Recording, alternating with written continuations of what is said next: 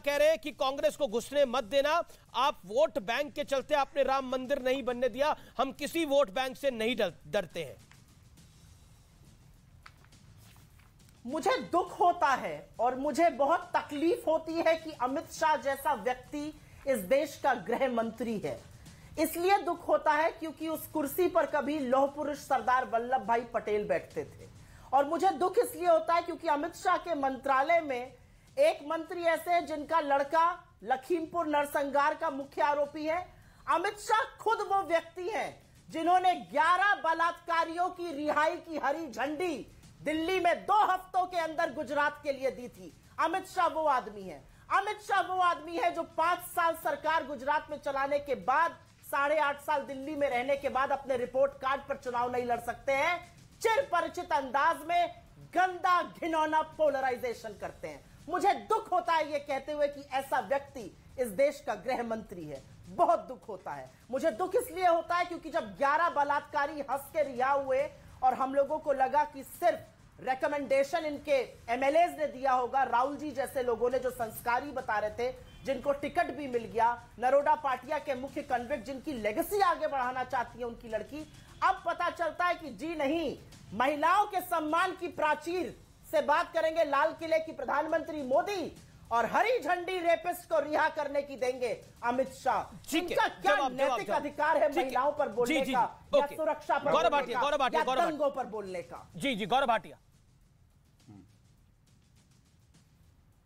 देखिए, क्योंकि लौह पुरुष की बात करी तो मैं सबसे पहले ये कहूंगा, जो युवा है ना देश के, उन्होंने लौह पुरुष सरदार पटेल जी को तो नहीं देखा अमित जी, लेकिन अमित शाह जी वो लौह पुरुष हैं कि 370 अनुच्छेद, जिसको कांग्रेस पार्टी के चाचा नेहरू, जवाहरलाल नेहरू जी प्रधानमंत्री रहे, कहते थे घिसते घिसते घिस जाएगा, हटा नहीं पाए, हटा के दिखाया। लौह पुरुष यही होता है कि संविधान के साथ चलते हुए ऐतिहासिक एक फैसला लिया, और किसी में इतना दम नहीं था, कोई माइका लाल नहीं था कि वो निर्णय बदल सके। लौह पुरुष इसी को कहते हैं।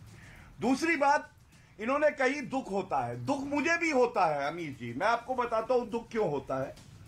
आपको मालूम है, महिला की बात करती हैं, लेकिन ये भूल जाती हैं कि एनसीआरबी का डेटा, देखिए मैं लेके आया हूं, महिला सम्मान और अस्मिता की बात कभी भी आप मत करिए कृपया करके।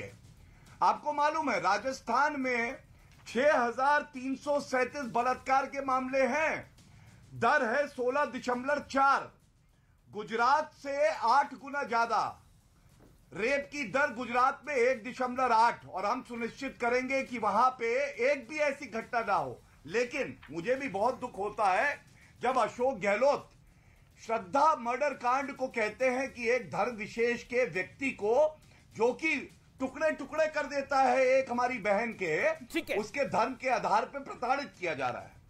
एक मिनट, मैं अपनी बात पूरी कर लूं। 1 मिनट नहीं, अभी रुक जाइए आप अमीर जी प्लीज। मुझे दुख होता है जब छत्तीसगढ़ का मंत्री कहता है ये छोटा रेप है। मुझे दुख होता है जब अशोक गहलोत कहते हैं कि आधे से ज्यादा जो रेप के मामले हैं ये झूठे हैं। मुझे दुख होता है जब कर्नाटका का इनका एमएलए विधानसभा के पटल पर कहता है कि अगर बलात्कार हो रहा है तो लेट जाओ और मजे लो। मुझे दुख होता है और कोई कार्रवाई नहीं होती है। जी। और मैं एक ही बात कहूंगा, गुजरात में विकास हुआ है।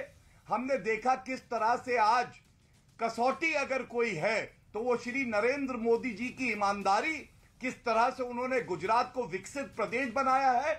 और ये वो लोग हैं जो हर चीज में हिंदू मुस्लिम करते हैं। आपने 2 बार इनसे सवाल पूछा अमीर जी, इनके विधायकों के बारे में, इंद्रजीत परमार और चंदन ठाकुर, जो मुसलमान की माला जप रहे हैं, और इन्होंने एक उत्तर नहीं दिया क्योंकि इनमें इतनी हिम्मत नहीं कि मुस्लिम पार्टी की प्रवक्ता सुप्रिया, वो आप उन पे पोलराइजेशन का आरोप लगा रही हैं, वो आप पे ध्रुवीकरण का आरोप लगा रहे हैं। क्या आपको लगता नहीं है कि सब अपनी पिच पे ही खेल रहे हैं? सुप्रिया, मैं आपके सवाल का जवाब दूं उससे पहले मैं एक बहुत इंपॉर्टेंट चीज बोलना चाहती हूं जी। इन्होंने आज एक वो काम किया है जो लगातार भाजपा के प्रवक्ता टीवी डिबेट्स पर करते हुए आ रहे हैं। इन्होंने आज लौह पुरुष सरदार पटेल से अमित शाह का कंपैरिजन कर दिया। सावरकर को बचाने के चक्कर में इनके लोगों ने छत्रपति शिवाजी महाराज का अपमान किया था। अशफाकुल्लाह खां और रामप्रसाद बिस्मिल का किया था। लोगों ने तो यहां तक कह दिया शिवाजी पुराने सिंबल हो गए, और आज इस व्यक्ति ने सरदार पटेल का अपमान करते हुए दूसरे को उनके समकक्ष लाके खड़ा कर दिया। सब कुछ छोड़ दीजिए, देश के स्वतंत्रता स्वाधीनता संग्राम में जब आप मुखबिरी और माफीनामे लिख रहे थे, उनके नायकों के साथ खिलवाड़ मत कीजिए। ये मेरा आपसे एक रिक्वेस्ट है और एक आग्रह है, और शायद थोड़ी सी हिदायत भी है। पहली बात, इतने बड़े लौह पुरुष और इतने आत्मबल वाले हैं अमित शाह जी कि अपने साथ नरसंहार के मुख्य अभियुक्त के पिता को रखते हैं। यह नैतिकता है।